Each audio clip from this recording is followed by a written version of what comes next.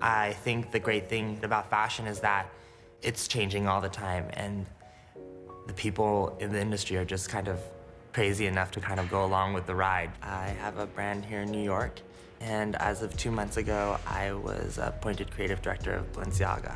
I started my brand in 2005. I was in school at the time, registered, I should say. I just finished my sophomore year of college at Parsons.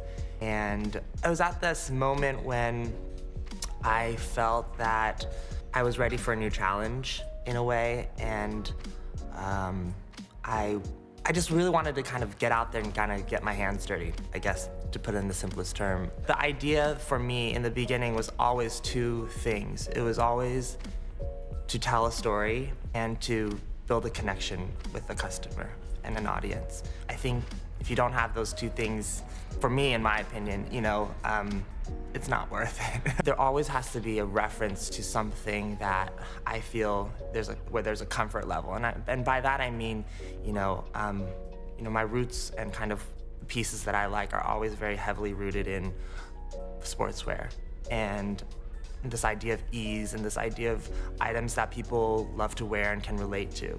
And it doesn't matter if this season we're thinking about Art Deco or next season we're thinking about, I don't know, ice hockey. Each element kind of has to bring itself back into that idea of classic sportswear.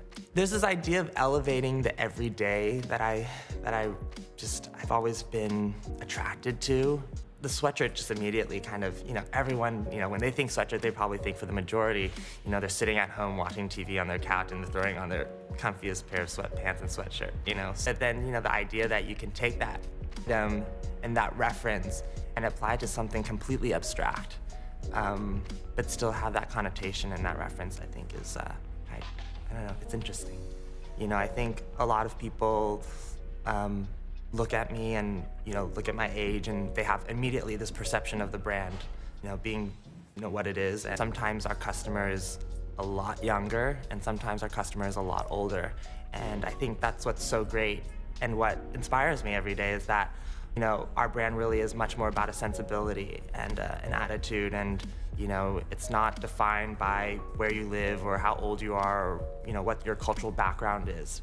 I think probably the first memories I have were probably just going with my mom to the hair salon and having to wait for her and sitting in the waiting area, and then naturally you're just looking at magazines because that's all there is to do.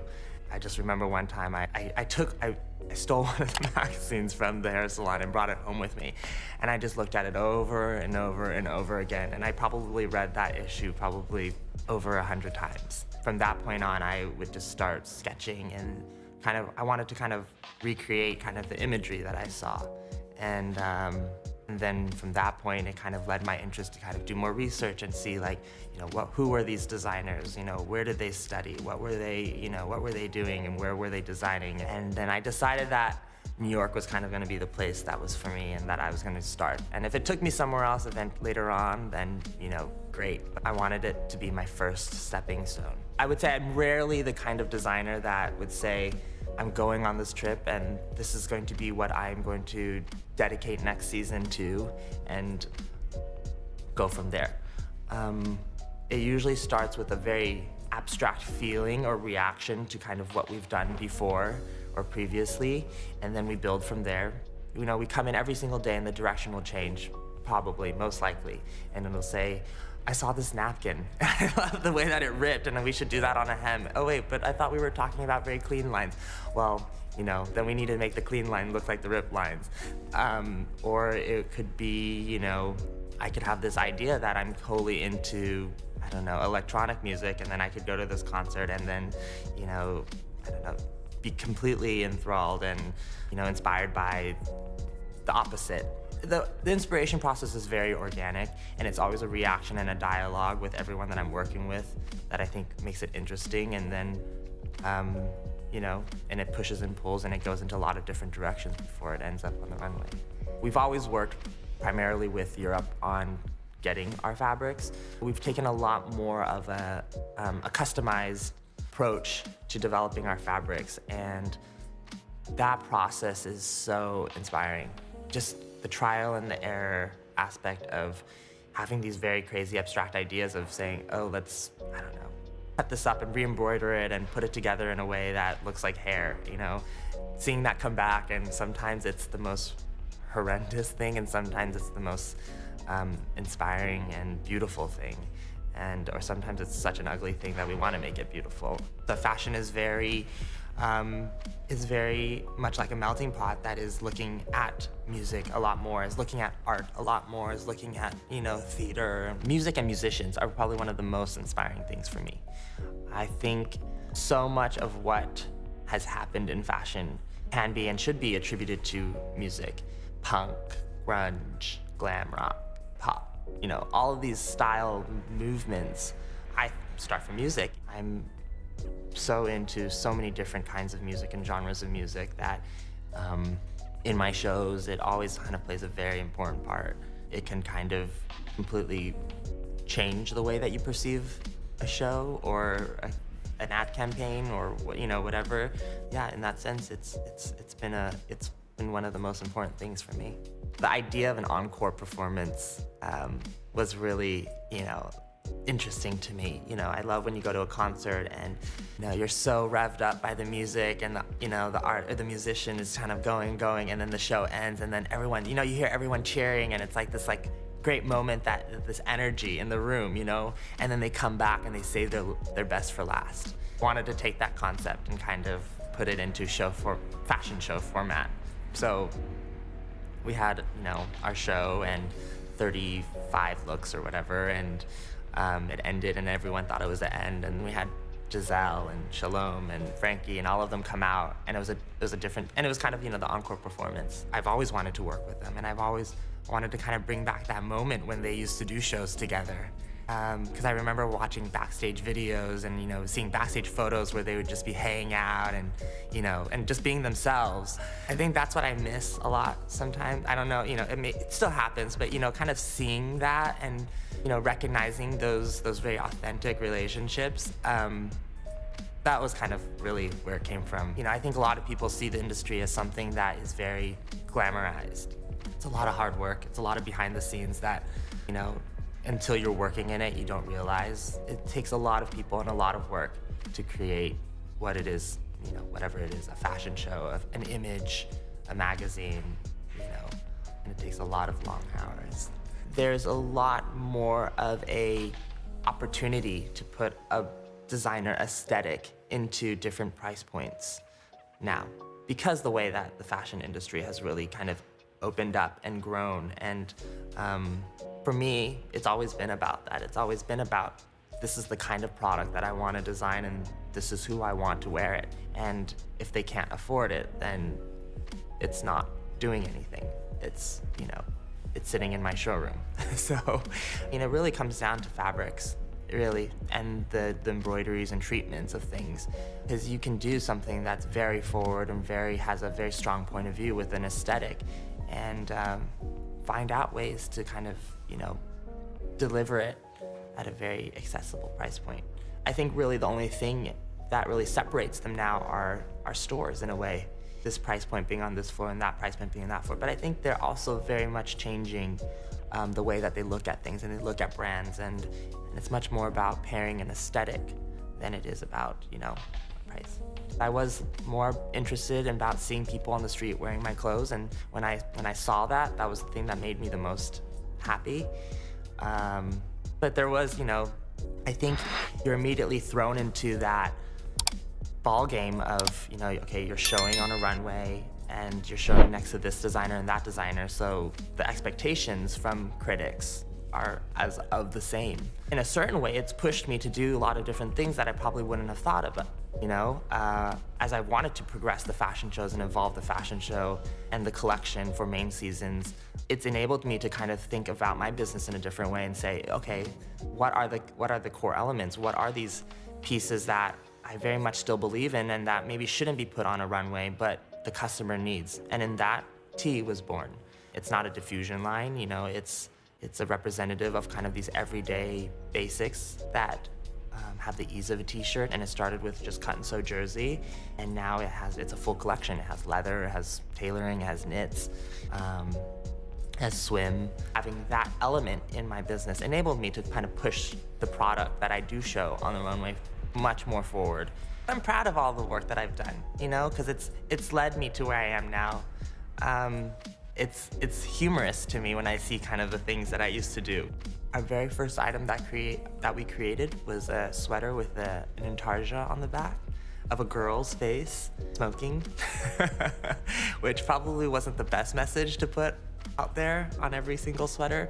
And I really thought that was gonna be our piece, you know, that was gonna be like, that's what people recognize the brand for. And it lasted 2 seasons.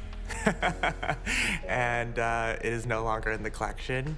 But other than that, I look at the collection today and almost every piece that was in my first ready-to-wear collection is in the collection today, in some way, shape, or form.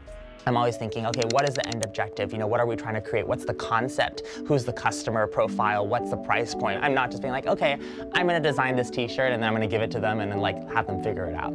How do you know how to balance like your time and your energy into the business side of things with the creative side of things? How do you figure that out? You know, it's funny you asked that because I was thinking about this and I don't know if it's just being Chinese, not just saying that, but like, I always really think about the business aspect tied into the creative decisions. You know, I always say to my team, you know, we, as a brand and in our culture, we always try to apply creative thinking to business decisions and business acumen to kind of creative process. And I really flip that back and forth in every project that I work on. You know, I think about the big picture. You know, when I work on a collaboration or I work on, you know, any kind of partnership, I'm always thinking, okay, what is the end objective? You know, what are we trying to create? What's the concept? Who's the customer profile? What's the price point? What's the distribution model? You know what I mean? I'm not just being like, okay, I'm gonna design this t-shirt and then I'm gonna give it to them and then like have them figure it out. That's never been the way that I work. And I think that was probably also one of the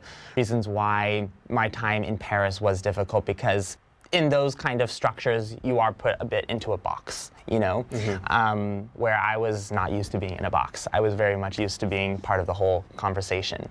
And so before I knew anything. So we're gonna do a little trip down memory lane right now, and we'll see if I remember everything. Now, this is why I hate YouTube, because there's videos that you just kind of wish would disappear and they're forever locked on the internet and will ever be cemented as part of my history. But this was my first presentation and I remember, gosh, I don't know what I was thinking. That trucker hat is horrendous. My outfit is horrendous. But you know what? It was fun. I remember backstage, we were all eating pizza and my casting director was freaking out because she was like, the models are eating pizza in their outfits, and then, you know, she told someone to go find me, and then like someone found me and then came over and be like, wait, but Alex is eating pizza with the models in their clothes in the lineup.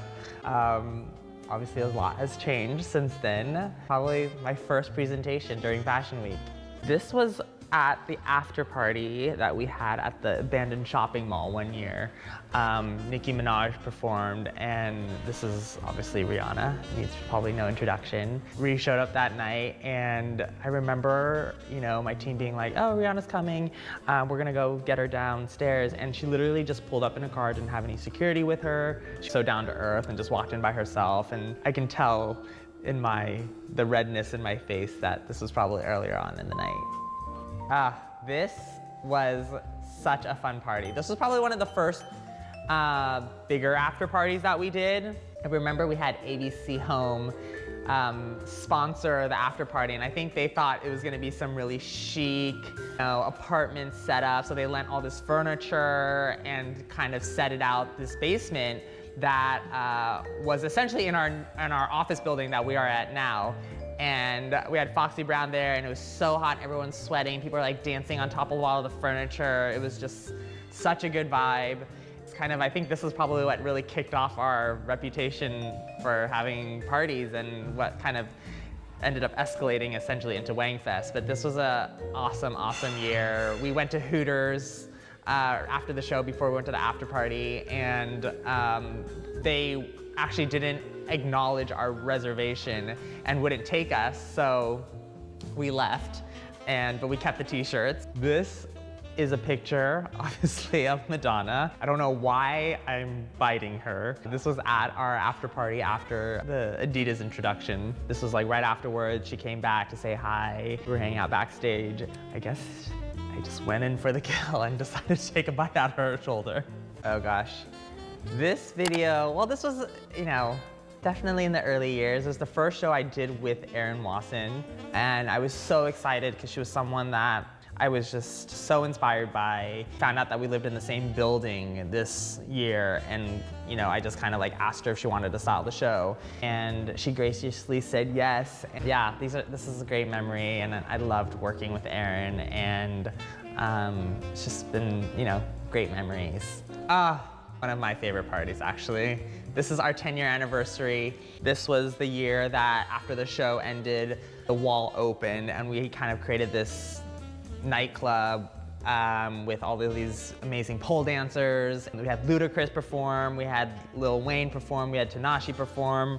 I remember we almost didn't get Ludacris or Lil Wayne because it was like thunderstorms that night. One of my favorite memories was all of these people just started, I remember it was at the pier, and all of these people would just start rushing in as soon as the gate would open, and they essentially just like knocked down all of the security and the PR people, and then just people would just come in rushes, and it was essentially pandemonium, but I loved it. I was like, let them in, let everyone in, and it was just great energy, and it went until like 4 a.m. Oh, this was a really special show. It was a year that we decided we wanted to do essentially an encore to our fashion show, because I was really inspired by, you know, every time we go to these music shows or, you know, concerts, you know, there's always some sort of encore performance, and, you know, you kind of have this incredible high after a show ends, you know, with the finale, that I was like, oh my gosh, we should kind of like come back at the very end with supermodels. And the first person I asked, and I knew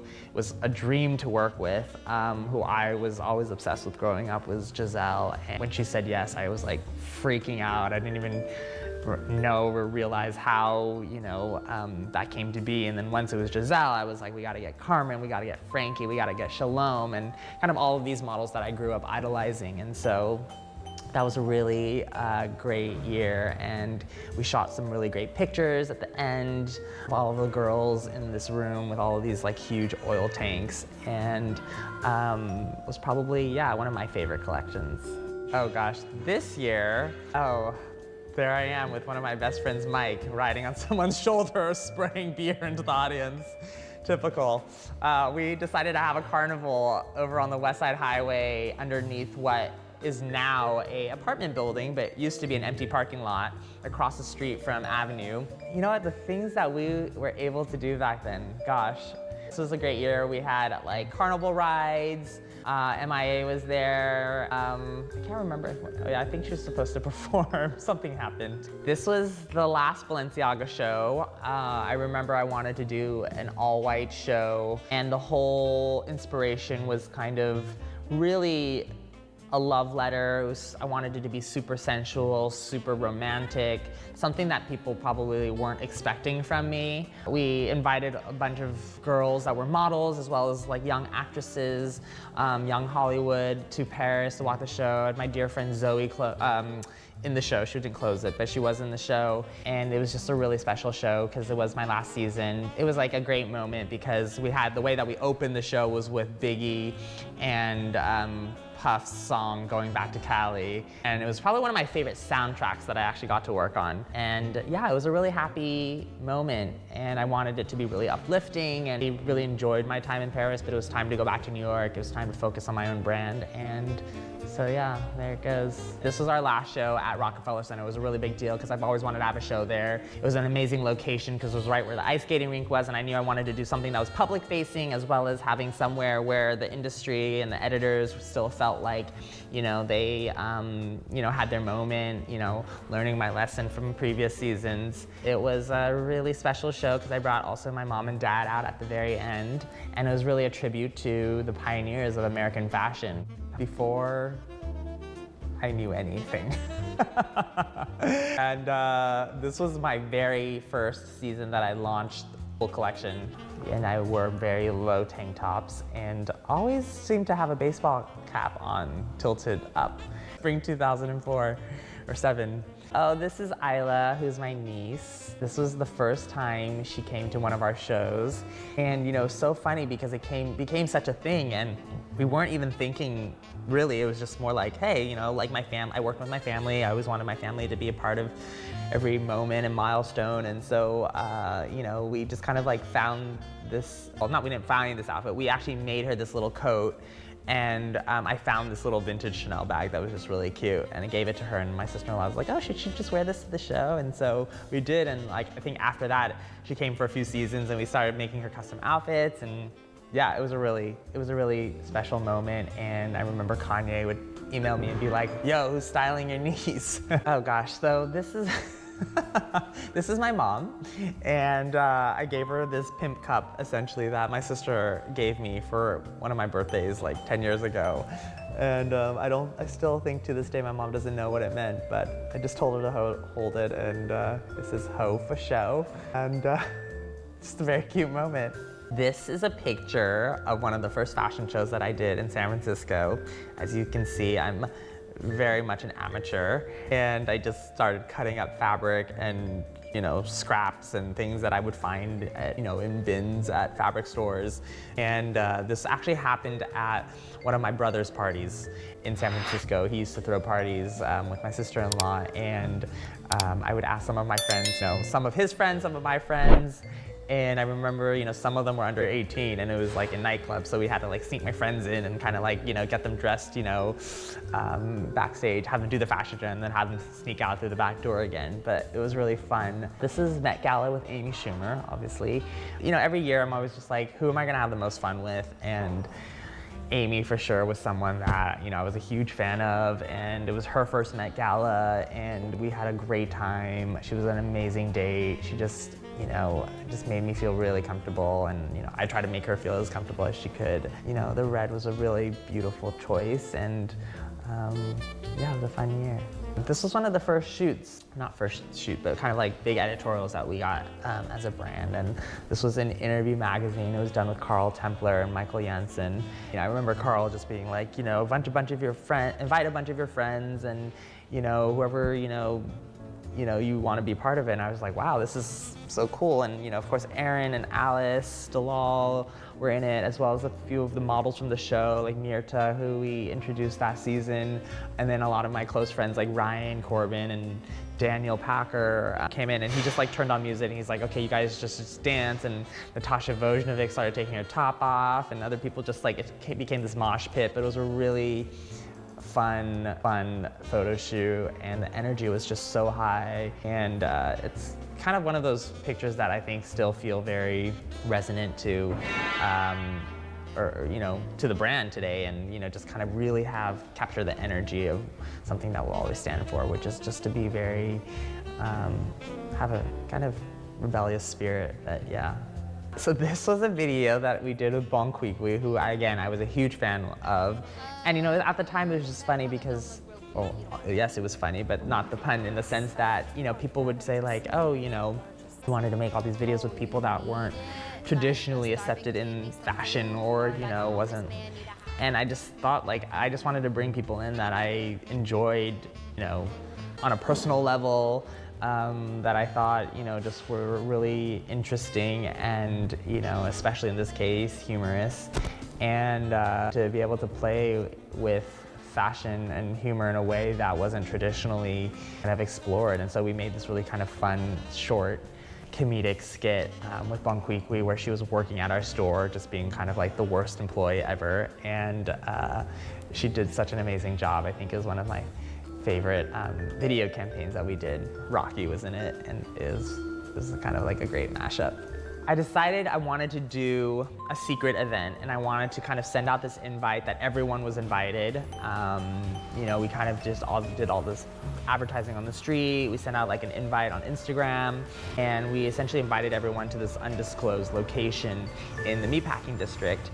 And we basically just put a bunch of free merchandise and inventory in this warehouse, and people didn't know what they were coming to. Some people thought it was like a Jay-Z concert, and other people thought it was like a photo shoot or a casting call. And when they walked in, we played this kind of projection of myself introducing them to the space, and then like told them they had like essentially 10 minutes to take everything that they could. And it was really fun. And I remember everyone at the end, like, were just like, they had all this like product in their hands that they couldn't even hold. They were kind of like stumbling out into the street, and it became this kind of like trading moment where they were, you know, oh, you got 10 of those, I want one of these. And it was a really kind of, yeah, fun little video campaign that we did. And hopefully I get to do more of those. This was a headshot that, I don't know, how old was I here? Probably like 6, when I thought I wanted to be a child actor. I actually don't even remember taking the picture, but I remember I went on a few auditions, did not go well, did not get many jobs. Thank God that period of my life was a very short-lived one, but we're moving on now.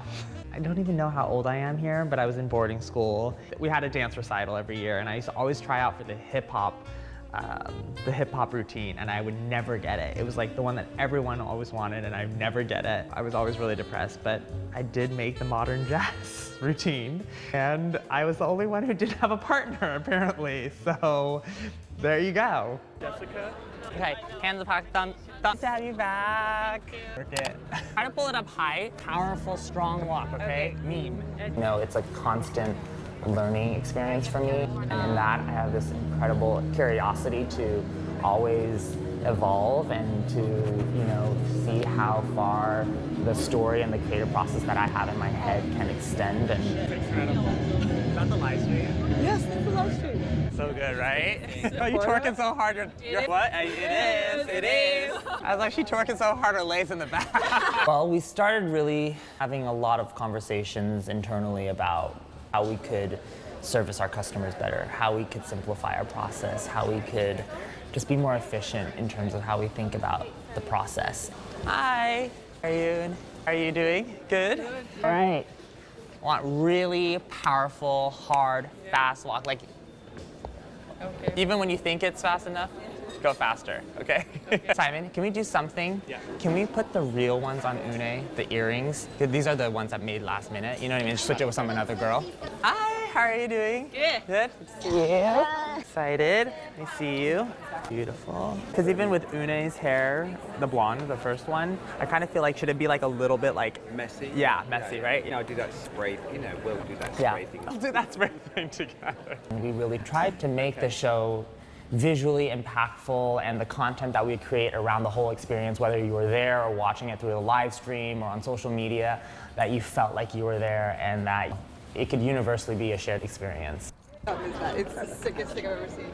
No, you're leaving. I leave tomorrow, but To Europe?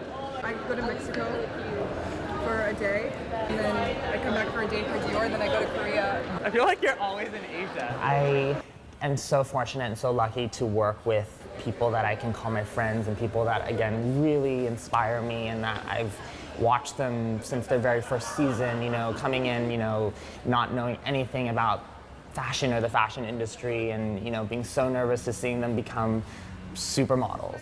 Oh, he's right here. Sorry. Sorry, hold this for a second. I didn't realize you told me it was outside. Sorry. I'm so sorry. Let me see if we have a coat for you. It's over here in my office. In my office, my green room. Idea was really immigrant Americana. Okay. So it's actually our pre-collection delivery calendar. Okay. For the first time, I'd never really asked my parents about their story when they moved here. The idea of taking that and really expressing it through what I understood to be Americana, and kind of the pop culture references of American sports and rock and roll music, and take that and kind of fuse it with my cultural background. And then we kind of removed all the idea of seasonality, so won't be using the seasonal names anymore. Yeah. English. Exactly. Wonderful. Okay. Let me make sure she got you a jacket. Yes. Anna. So all these safety pin embroidered tops. And we have a new logo. We're debuting a new logo. Show it. Yes. I've never liked to categorize, like saying like, oh, we're high-end designer luxury, or we're streetwear, or we're contemporary. You know, there's been a lot of labels that I just feel that the brand has a lot of elasticity and DNA to be able to be both know, making a t-shirt for $150 and a dress that's $5,000. You know, that's, I think today if the product speaks for itself and you can understand the value and the make and the craftsmanship and the design integrity, you know, I just say we're Wang. Hey, go ahead. Here, why don't we do a little test walk and see if the wind. Wind is like, Oh, I see. you know what I mean? You Yeah. see what I mean, no? Yeah. This is stuck right there. Okay, let's leave it like that. Just Like kill a it big out there bottle. and no one's not even gonna notice it. No, but I'm Because you're gonna- just gonna kill, you know, you're Yeah, gonna. of course. Okay, give me a bottle of water, Worthy. Backstage, right before the show starts, I'm usually kind of, I'm always torn because I want to watch the screen and then at the same time I gotta like be the last one that like touches the model right before she walks out onto the runway. We're ready. Let's go. We can start. My parents moved here in 1973 who didn't, you know, speak a stitch of English and didn't even know how to buy groceries and how to kind of start their way from, you know, being a construction worker to working at a grocery store to, you know, doing kind of every job under the table possible to where they are now. Like something that I feel incredibly, incredibly proud to kind of like lead the torch and say, hey, you know, I am an Asian American working in fashion. I have this incredible platform to do things that can, you know, encourage people to also do the same, to participate, to engage, to, you know, influence. 10 years in business. What does the milestone mean to you? I can't believe 10 years has gone by because, you know, it does seem like, I remember just like yesterday, I was in my dorm room having this idea, talking about it over the phone with my mom, flying back to San Francisco and having my sister-in-law being like, yeah, I'm in between jobs, you know, why don't I help you? Me and my sister-in-law just working together and doing everything ourselves to now today, like having whole teams and people that we work with and collaborations. It's really been much less about me and much more about the brand as an organization to create something together. Tell me a little bit about that initial conversation with your sister-in-law. I was very nervous because, you know, I had to tell, first of all, my family that I wanted to leave school, and How did that go over? you know what, surprisingly, it wasn't like an immediate no. It was kind of like a, okay. My mom, I think, comes from a place where she's been very entrepreneurial in her life, and she understands when you have an idea and you feel very convinced by it and you feel like you have to really go at it, you know? And so she was very supportive of me leaving school on the terms that I really had a plan. Even if I didn't really know, at least I had, you know, thought. Of course, we ran into many obstacles and many, you know, rejections and no's and things like that. Were there rejections and no's? The perception is that you were an instant success. A lot of people paid so much attention to each season and kind of what we were doing until we kind of had our first presentation show. We had a couple seasons under our belt to kind of say, okay, well, figuring out what a line sheet was, how to get our deliveries on track. I remember like calling a bunch of showrooms, no one would take us, and then we ended up having to go to the trade show ourselves. That first day, you know, we had all the buyers come and everyone was really excited about the product, and one of the showrooms that had not called us back kind of came over and gave us his card. Are you as comfortable designing menswear as women's wear? There's the whole gender discussion today. How does that play into your work? Your work can be androgynous to begin with. You know, I definitely have to say, you know, women's wear was, you know, always, you know, my first kind of venture. And the men's side for me is like, you know, because I feel like what I wear and what I like is very specific to certain things, it felt a bit more limiting. It's taking me a while to really kind of think like, okay, how else do I express my brand besides just me? I feel like with women's wear, there's definitely a little bit more of a fantasy and a way that I kind of might think of other women and, you know, different backgrounds and friends or families or people that I don't know that. Talk about the H&M thing a little bit more, because that was such an extravaganza. Talk about, you know, collaborations in general and the high-low aspect and what that does for you. Same reason why I wanted to work at Balenciaga when the opportunity came in is the same reason why I wanted to do H&M when the opportunity arose. I felt That's very interesting. Same reasons, the same attractions. Same reasons, same attractions to a certain extent. Yes. You know, of course, different resources, Yeah. different infrastructure. But I wanted to see how I might be able to communicate with an audience that I had never maybe touched or communicated with before. So I thought, well, I've always loved performance wear and active wear. It's a completely different ball game, you know, in terms of materials and all. It's much more advanced and technical. So I said, G&M would be the perfect place to really, have that infrastructure. But then it doesn't matter if you're a luxury consumer or a mass consumer. If you go to the gym, if you work out, you're buying $69 leggings and a $50 tank top or a sports bra. That's the perfect thing that feels very authentic to price point. It's not about making something cheaper or diluting something for the masses. Can you remember, identify, articulate the single biggest lesson of the past 10 years? I think the single biggest lesson is to never feel like you figured it out. Every single time I feel like, okay, we got that under the belt, or it's going to be exactly like that. Something always changes, whether it's in sales and press and building a store, a timeline, whatever it may be. You always have to be prepared for change and for something to go wrong. The single biggest surprise? My agility to move on. Whenever I feel like the worst thing has happened, something didn't go as I thought I'd go, the next day, or I say, the show's got to move on. You got to, what's next? Let's come up with option 2. Let's move on to the next thing. I really surprised myself on being able to move on when things don't go the way that you perceive.